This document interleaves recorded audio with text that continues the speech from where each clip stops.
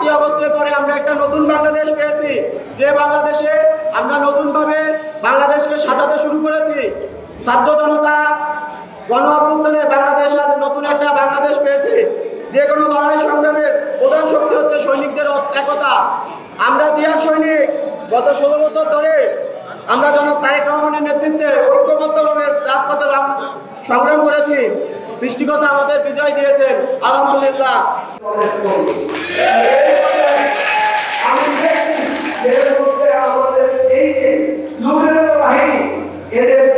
আমি চেহারা দেখছি, এদের মধ্যে কাউকে আমি দেখতে পাচ্ছি। আমি মনে করি আমি একসঙ্গে বিভিন্ন প্রপাগান্ডা ছড়াচ্ছে। আপনারা জানেন, কেউ কেউ বলছে ভাগের হাতে নাকি আমরা ভারত চেয়ারম্যান নাকি কেউ লুকিয়ে ফেলেছে। এই যে কথা, এটা কত বড় নিন্দনীয়, কত বড় অপমানজনক। এই কথা প্রতিবাদ করা আপনাদের সবার প্রতিবাদ করতে হবে। কারণ দলের চেয়ারপারসনের বিরুদ্ধে যদি এইরকম প্রচারণা করে, দলের ভাবমূর্তি আর থাকে না। আমাদের এখানে দীর্ঘদিন ধরে বাংলাদেশ জাতীয় দলের একটা আহ্বায়ক কমিটি হয়েছে। যে আহ্বায়ক কমিটির সদস্য যদি উপস্থিত আছে, আমাদের নেতৃত্ব উপস্থিত আছে। নগদের সর্বোচ্চ বার 167 টাকা রিচার্জে পাবেন 1 লাখ টাকা পুরস্কার। আরো আছে প্রতি সপ্তাহে পুরস্কার ও ক্যাশব্যাক।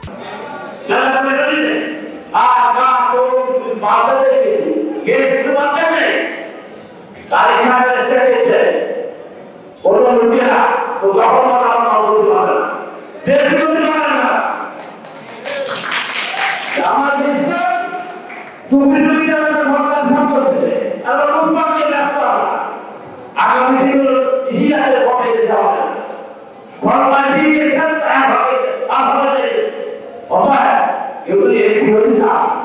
কেউ কেউ ভুলটা চেয়ারম্যান জনগণ ভোট দিয়ে আমরা হতে গেলে অবশ্যই মানুষের ভালোবাসা নিয়েই তাদের ভোট দিতে হবে।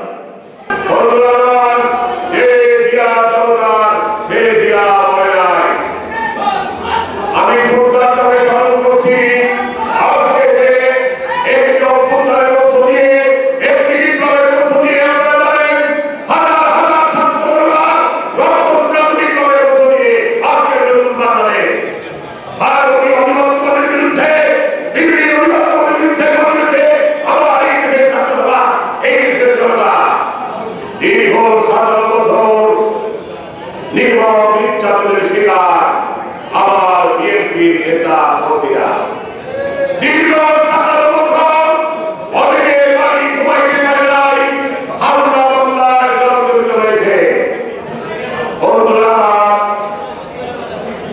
তারেক রহমান আবশ্যিক বিএনপি করতে বলেছে, দেশের তারেক রহমান।